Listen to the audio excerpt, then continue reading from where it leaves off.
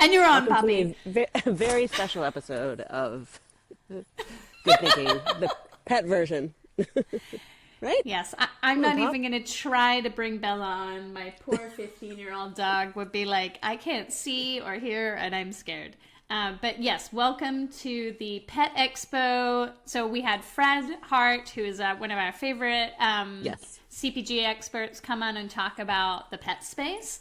And we also had one of our other favorite people, Michael Abada, who, Yes. while he's a Love retail Michael. expert, also works for Chewy and happens to be a true pet expert as well. Send us some questions. So we have a really interesting podcast about the pet space and everything that's going on. And even deeper than that, we dig into some psychological things within the pet space that are kind of larger within industries, some trends that we're seeing within, again, the pet packaging space that we see across, and even kind of ingredients, I would say. Ingredients, there are some commonalities, formats. trends. Yeah, ingredients, formats, longevity space gets brought up. There's a lot going on here. A lot of overlap in the human space that is worth reading about. And then we also we don't just talk about dogs, we also talk about cats. So. Right. Can't forget the cats. We did not forget the cats. They're in here. We talked about them. And there's a couple billion-dollar ideas in here, so you might want to listen. Yeah. All right. Enjoy. All right. And let us know your comments. Let us know Yes. if you enjoy it. Share it with somebody. Give the algorithm some love. Let us know what you think. Stay curious.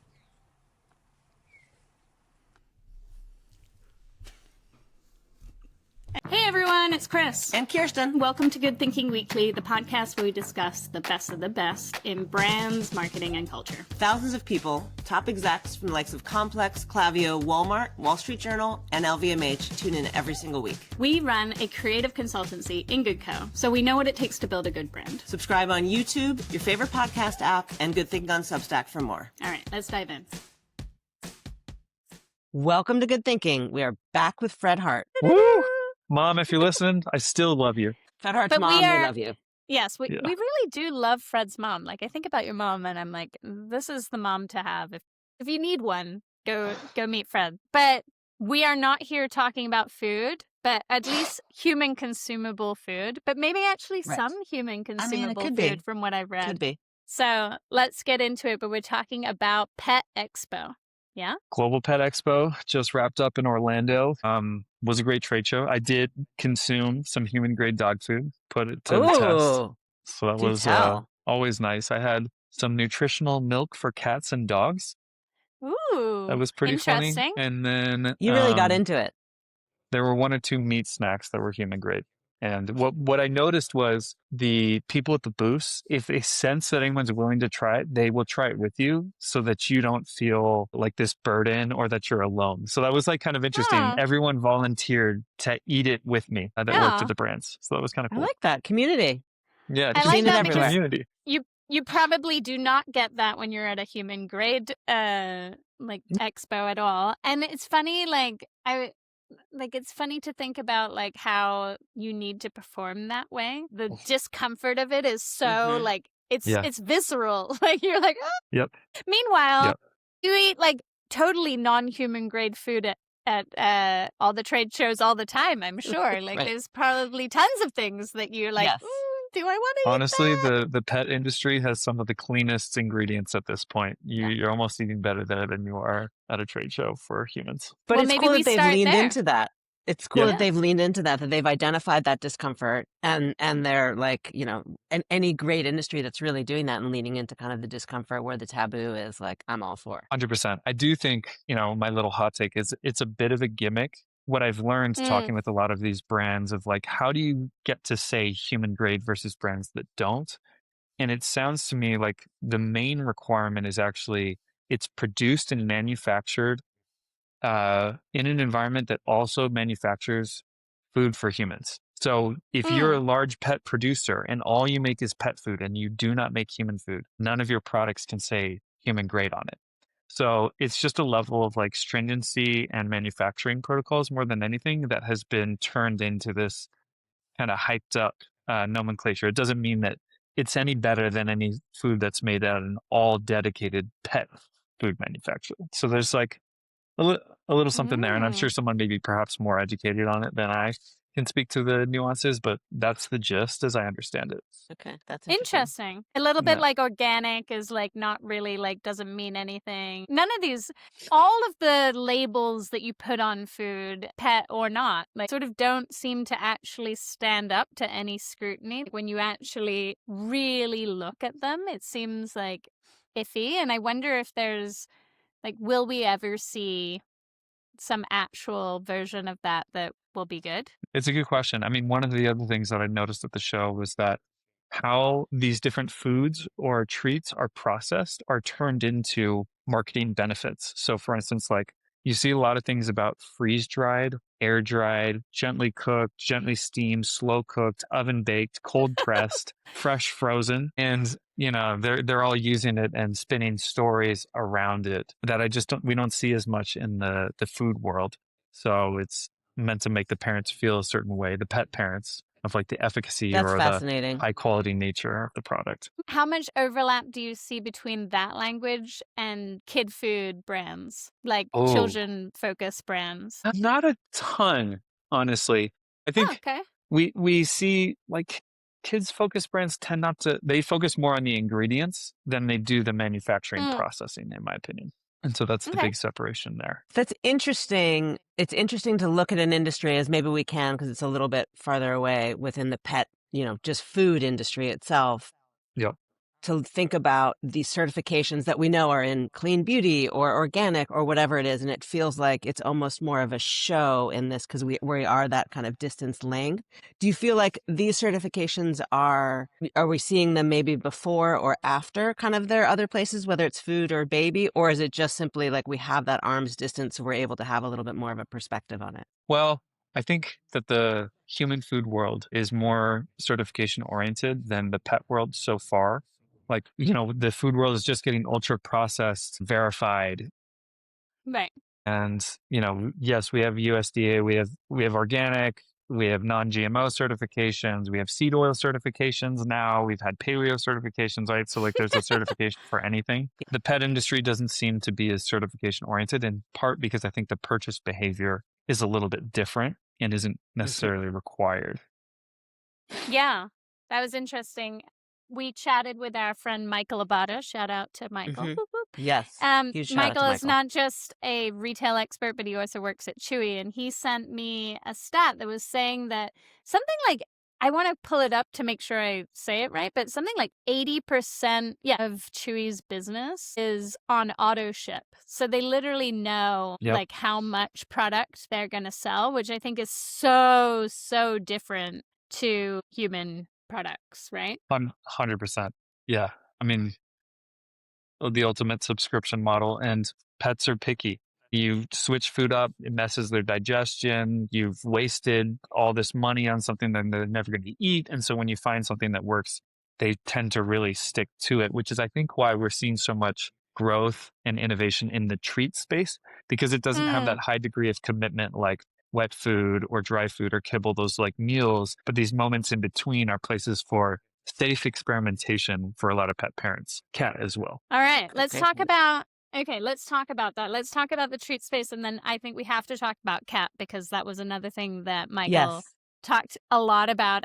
And we've worked with some pet brands, and this has come up many, many times, is that the cats are sort of like second-class citizens in terms of like the pet food space and like the products that are made. But meanwhile, like they're one of the highest growing categories. But let's get to cats after we get into the treat space. Like what's happening in the treat space, what's interesting. And then maybe also like how are you seeing an overlap? Because I do think that's really interesting that you have this worldview. And I'm sure you've seen some things that are kind of coming into both. Yeah, well, I was surprised by the amount of just like human mimicry within the overall pet space. So, for instance, both in product format. So, you have things that are chips or yogurts or popsicles. The list really good. I mean, I saw Dorito shaped things, Cheez Its, sandwich cookies for pets, energy bars, smoothies, acai bowls, even cereal, all for a Wow. pet. So, like, on one end, you have pet parents that want to literally treat them like family members and give them the human experience. And then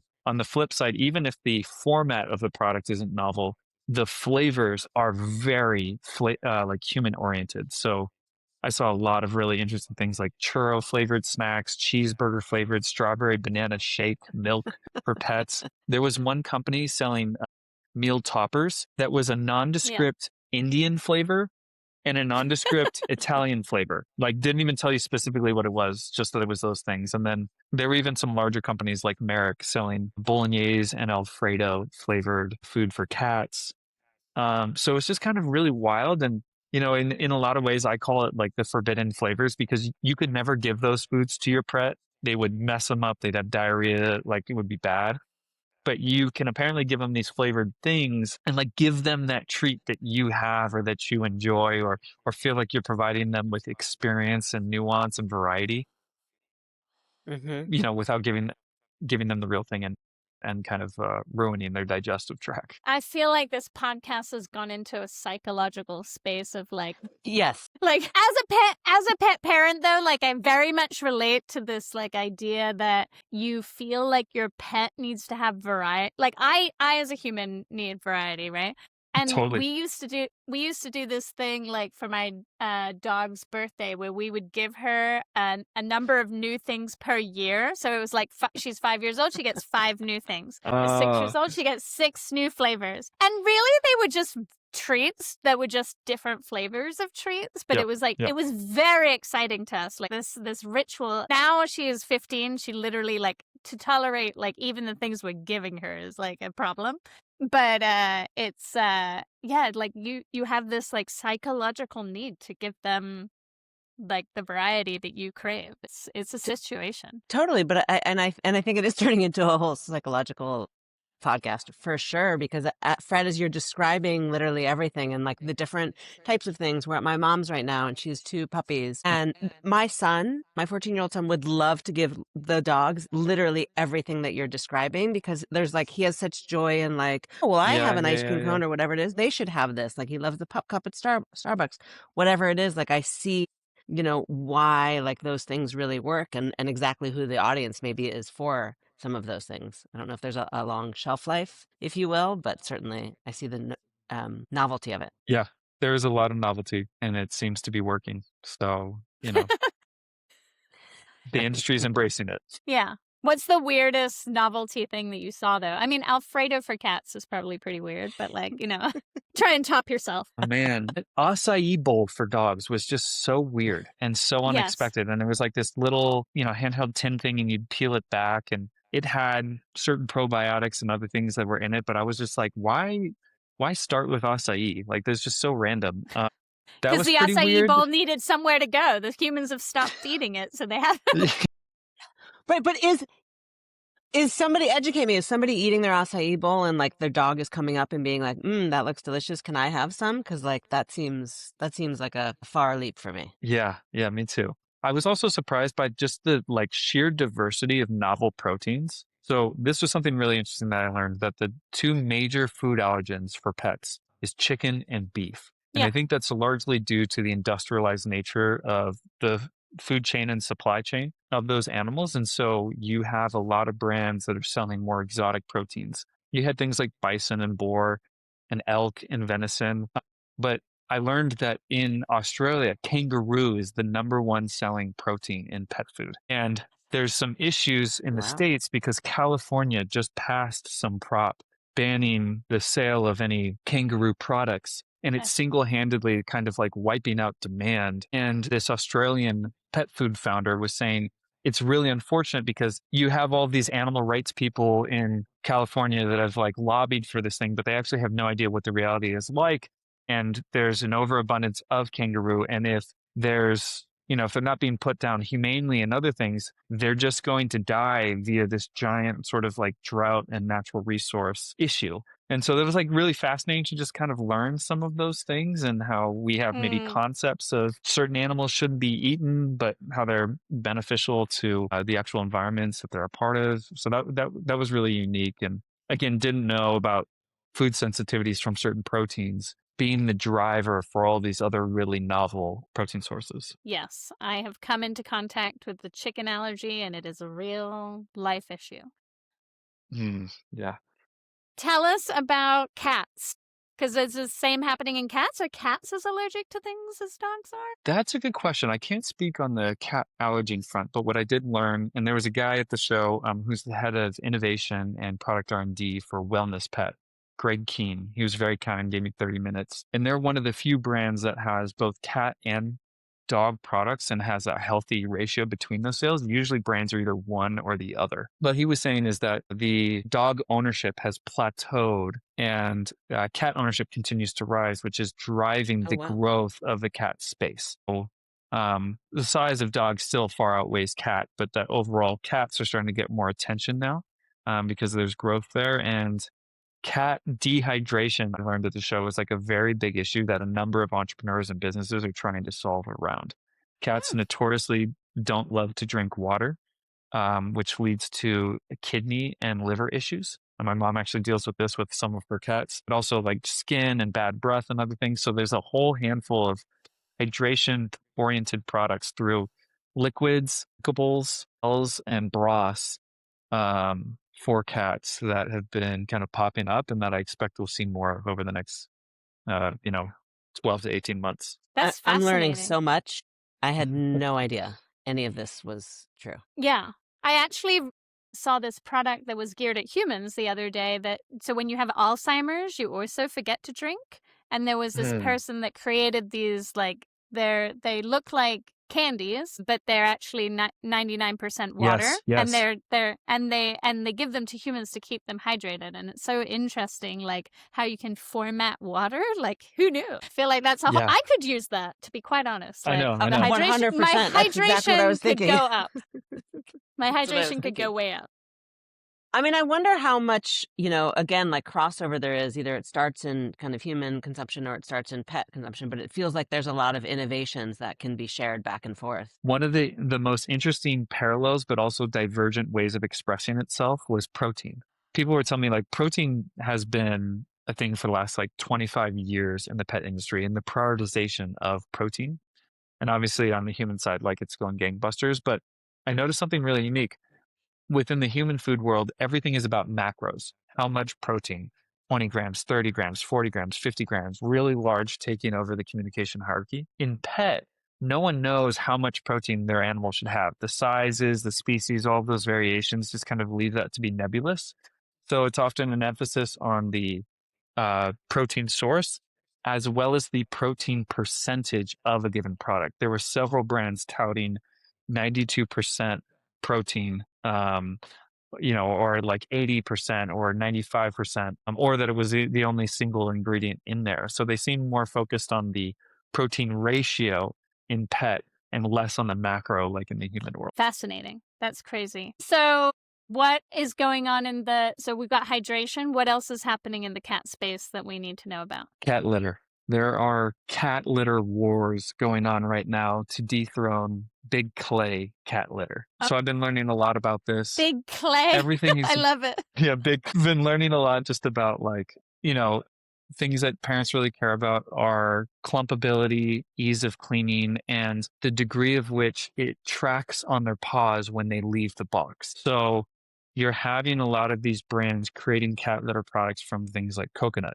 cassava, tofu, green tea, bamboo, any of these like plant-based sources that have sort of a waste stream that's going unused. The litter industry is finding ways to upcycle or recycle these into new litters. And in part, some of that is sustainability messaging. Some of it has superior like detracking elements. But pellet size is really big right now because there's a rise in robotic cat cleaning boxes so that parents can set it and forget it. And it requires a smaller pellet size if it's going to be an automatic cleaner, where larger pellet size has better detracking technology so it doesn't get out of the box if you're still manually cleaning. So that was like really fascinating to kind of get into that very specific cat product segment. I've never thought I'd be fascinated by cat litter. So Same.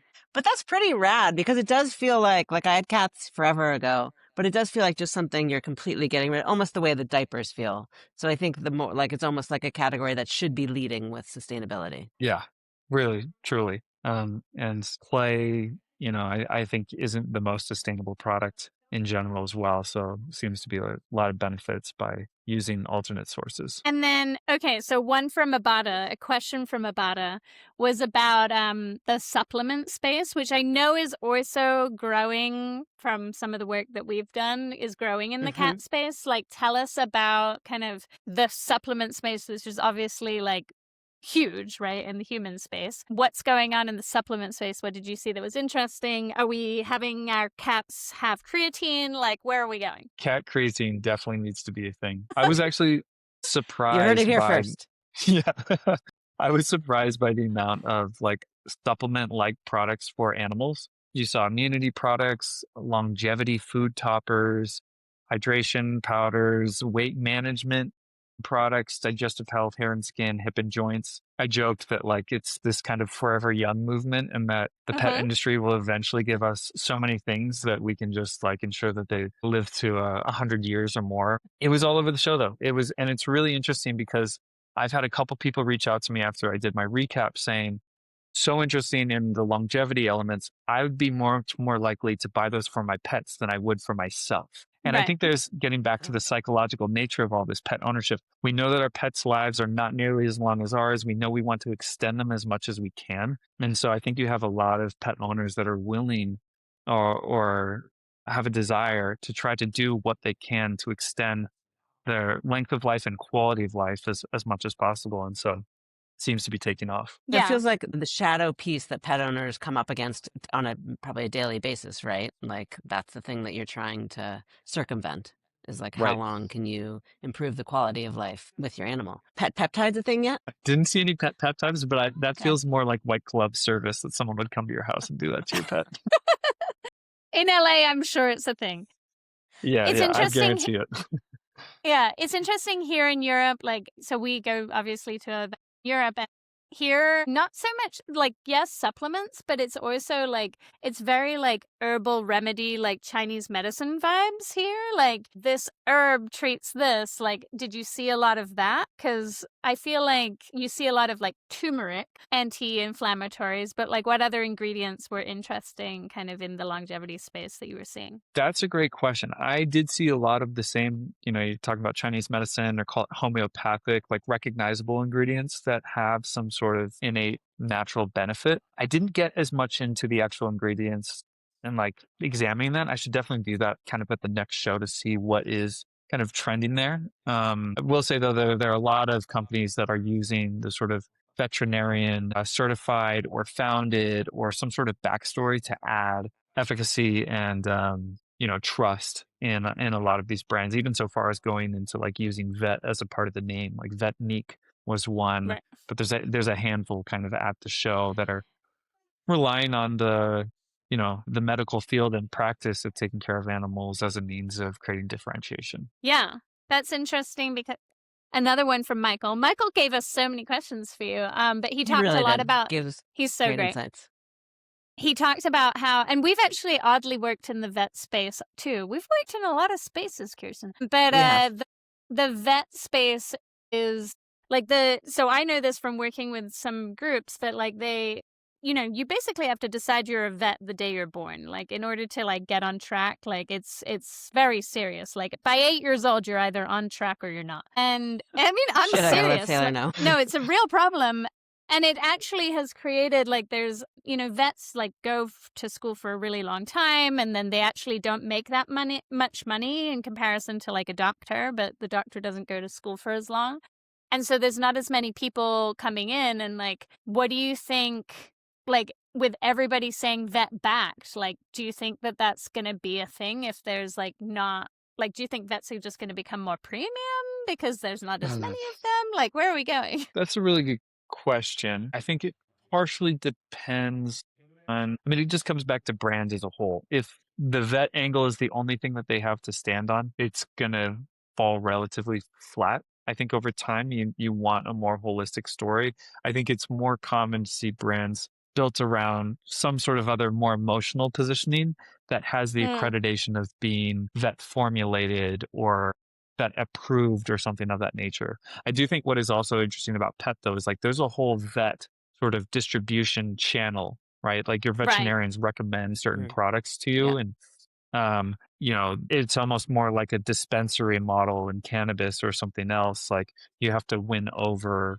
the medical field and practice, and you can bypass retail sometimes that way because you're dealing directly with the source.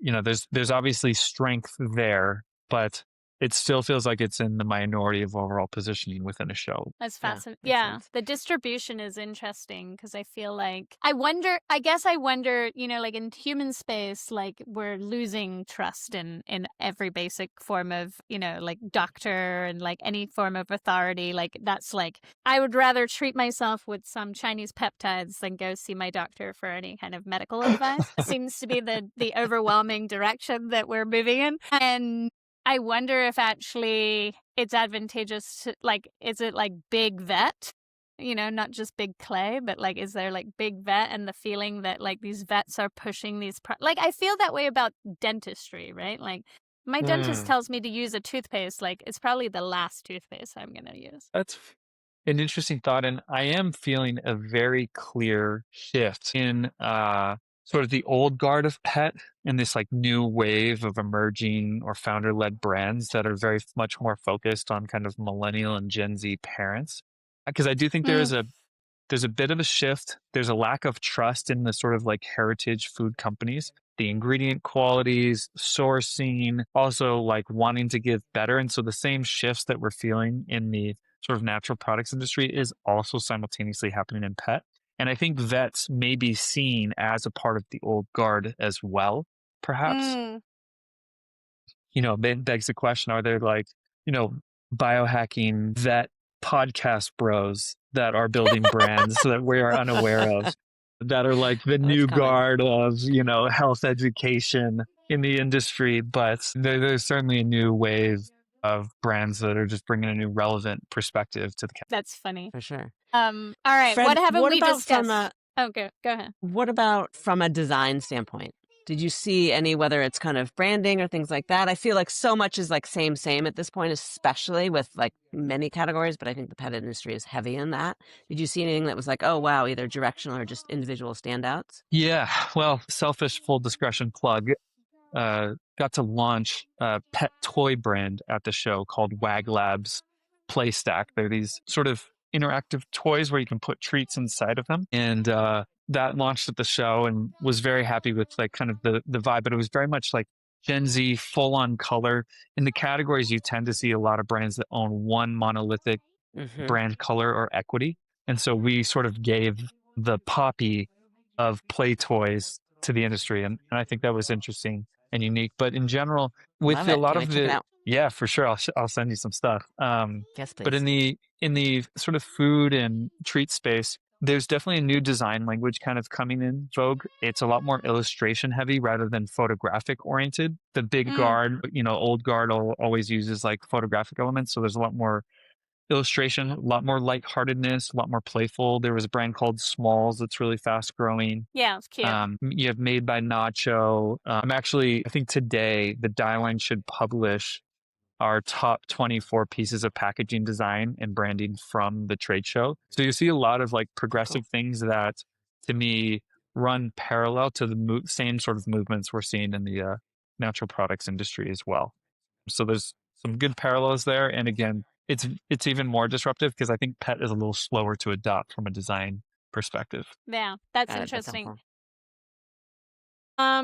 All right, what haven't we touched? Was there anything that's super oversaturated? Something that you didn't like? Like, where should we go? Really odd things should we talk about? Yeah, I got a couple fun little Easter egg, like odd things. Okay, last one I'll cover is just like bone broth is kind of like a big thing in the human grade space, but it's even bigger in pet. It was in everything: meal toppers, kibble, as a liquid that you just put into the bowl, frozen as popsicles for your pets. Like bone broth was really big because of all the digestive and gut health benefits.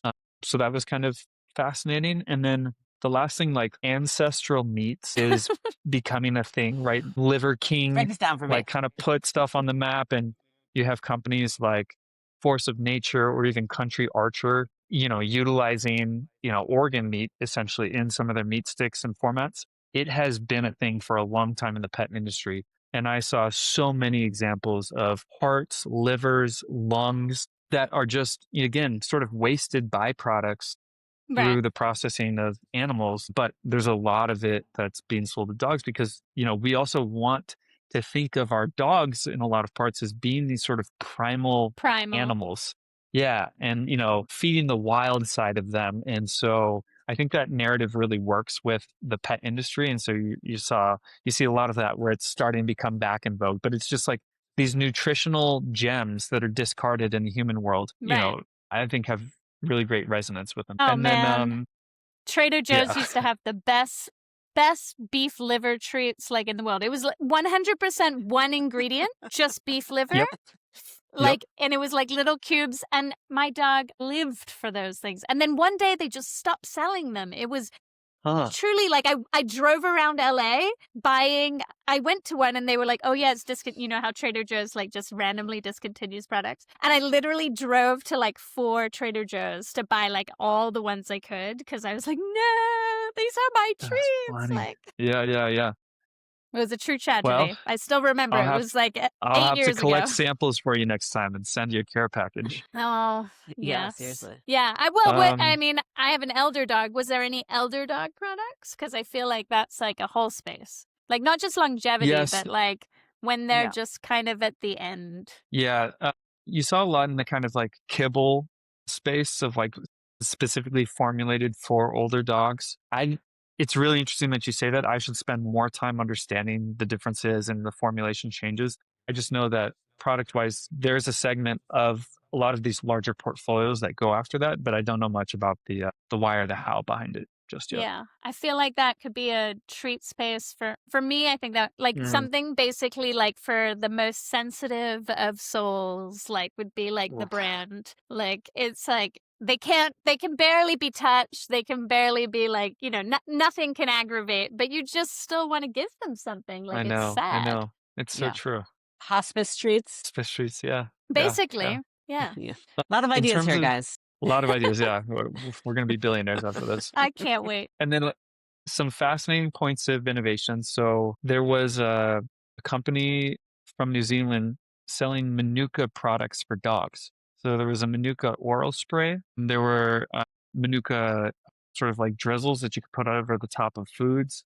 But basically, a lot of animals suffer sort of like gum issues. And so the antimicrobial nature of Manuka honey is super good for actually treating a lot of the oral issues that pets encounter in their lifetime. So that was cool. I'd never seen Manuka honey specifically for animals. And this brand was doing that. That is And cool. probably the wildest thing was, I gotta cite the company name. I'll find it in a second. But they were doing probiotic cultures extracted from wild wolf fecal matter. And I was like, Kirsten's like, sign me up. I need it. Like, is it human grade? Only I had a dog. Yeah. I was blown away. I was like, wait, you need to repeat that again. What was that? And why? They talk a lot about like the gut microbiome not being great for a lot of our animals, partially through diet, also through, a lot of these, infants or small aged animals are taken from their parents and, adopted and things of that nature. And so they naturally have these issues. And basically it's a sort of ingestible form of a fecal transplant. And so I was like, how do you do this? And they're like, well, there are scientists that track these wolves and collect their fecal samples and then extract cultures. And there's probably a lot more to it that I don't understand and things that need to be investigated. But it was the most bizarre claim. Yeah. I mean, not wrong. I can't say I'm not interested. Yeah. It's the company's called Raw Dynamic. If you want to look it up, maybe it's like on their FAQ page or whatever. Kirsten's like Raw Dynamic human version. Yeah, but that was stay tuned. That blew my mind. And it was just touted as fortified with species specific probiotics cultured directly from wolves and dogs. So when I saw that, I was like, tell me more about this. And that's how I got to this story about wolf poop. And you haven't slept since. No, but I've been feeling better ever since I took some. Right. Really, well, I've been a little itchy behind the ears, though, and I've barked occasionally. It's weird. Oh, man. Too good. Amazing. This was amazing. Yeah. This was great. Fred, where are you off to next? Great question. unfortunately don't have any events. I think the next trade show is Sweets and Snacks, Candy and Confection in Indianapolis. Always a fun show because it's never about better for you or health claims. It's just the emotion of sugar, and it's pure marketing at its finest. And how they haven't just made 2 extra days of that and sold it to children as a thing that they should do with their parents, I don't know. Like another $1 million idea. Like there you go. You're welcome. Yeah, well, the big dentist industry, I'm sure, would lobby for that. That show should come directly after. Yeah, exactly. It's just right after you could just go in and get all your cavities taken care of. Just set up a booth. The Uber of dentist appointments at the show. Right. Exactly. You set up the dating appointment where they just go and Well, this was amazing. Super, super informative. And we hit on some psychological things, cross industries, trends that are happening. Always, always lovely to have you and hear your insights. Thanks for having me. Had a blast learning myself. So great to talk to you guys. See you later. Right. Ciao. That was it for this episode of Good Thinking. Don't forget to tune in next week. If you found this valuable, subscribe on YouTube and your favorite podcast app. And don't forget to read on Substack for even more insights. And if you really liked it, drop us a heart. We'd love to hear from you. Ciao. Until next time.